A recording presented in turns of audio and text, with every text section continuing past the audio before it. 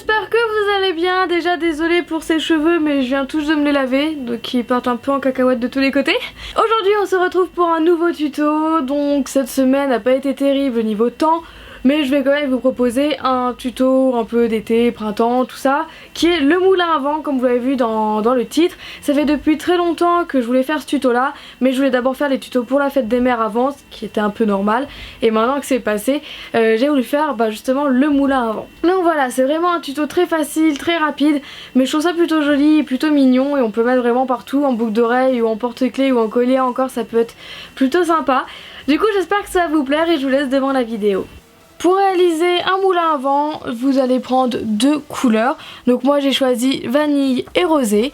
Ensuite vous aurez besoin d'un rouleau, d'un douting tool, d'une aiguille, si jamais vous voulez le percer et faire un trou. Ensuite je vais m'aider d'un emporte-pièce carré, mais c'est vraiment pas indispensable. Voilà, et je vais utiliser une petite lame. Vous pouvez aussi utiliser une grande lame, mais puisque moi je le fais petit, c'est plus pratique avec une petite lame. Voilà, tout simplement. Donc pour faire un moulin à vent, vous allez prendre vos deux couleurs et vous en faites des boules. Donc voilà, comme je l'ai dit au début, vous prenez vraiment les couleurs que vous voulez. Donc moi j'ai pris rosé et vanille. Et ensuite vous allez faire deux plaques assez fines. Donc voilà, je vais m'aider de mon rouleau pour les aplatir. Et en fait ce qui est très important, c'est qu'elles soient vraiment fines pour quand vous allez replier, ça fasse pas un gros pâté et que vous arrivez juste à plier assez facilement. Et pour pas que ce soit trop épais. Voilà, au début je le fais à la main pour éviter que ça craque. Donc évidemment ce qui est beaucoup plus simple pour réaliser des moulins à vent, c'est que votre pâte soit bien chaude. Donc là d'habitude ça nous embête un petit peu, mais là c'est vraiment important que votre pâte soit bien chauffée pour éviter que justement ça casse quand on va plier les coins. De toute façon vous allez voir après. Donc là je vais m'aider mon rouleau pour que ce soit bien plat partout pareil. Donc voilà, j'ai deux plaques vraiment fines. Donc attention, faut pas qu'elles se cassent hein. Donc voilà, faites pas trop fin non plus hein. Et ensuite vous allez faire un carré avec votre emporte-pièce. Donc si vous en avez pas, c'est pas grave hein, vous pouvez très bien le faire à la lame. Moi c'est juste pour me donner une idée de taille. Donc voilà, je prends mon petit emporte-pièce carré. Hop, tout ça vous pouvez mettre de côté. Enfin de côté vous pouvez ranger quoi. Et ensuite vous allez superposer les carrés. Donc en fait dessus vous allez mettre la couleur qui va être à l'intérieur. Je sais pas si c'est trop compréhensible, un petit peu j'espère.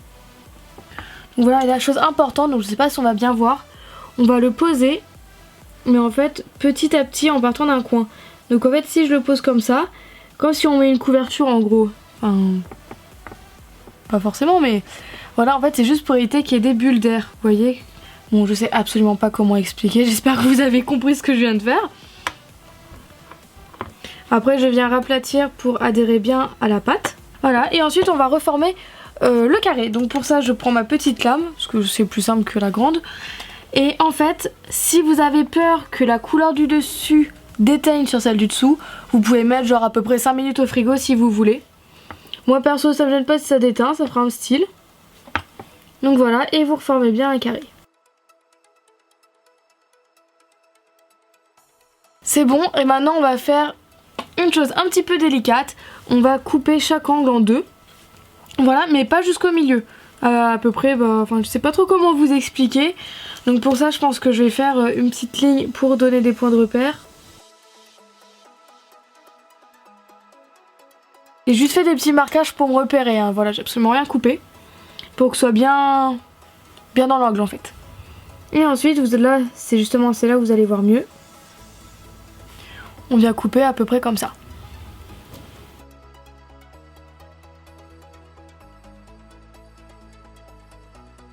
Voilà ce que ça donne pour le moment.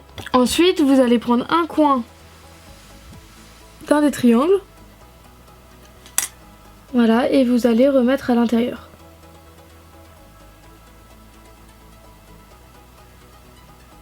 Donc en fait voilà pourquoi il fallait que votre pâte soit bien chaude, c'est pour éviter que ici justement ça se casse.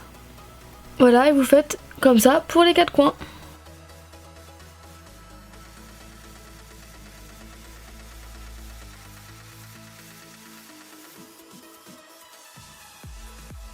Donc voilà, une fois que vous avez replié vos quatre coins, vous pouvez utiliser un douting tool, un cure-dent, ce que vous voulez, pour appuyer un petit peu ici pour éviter que ça s'enlève.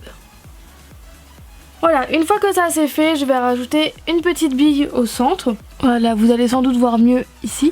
Donc je disais que j'allais racheter une petite bille au centre. Donc vraiment vous prenez la couleur que vous voulez, mais moi je vais utiliser la même couleur que l'intérieur. Donc je vais reprendre un petit peu de vanille.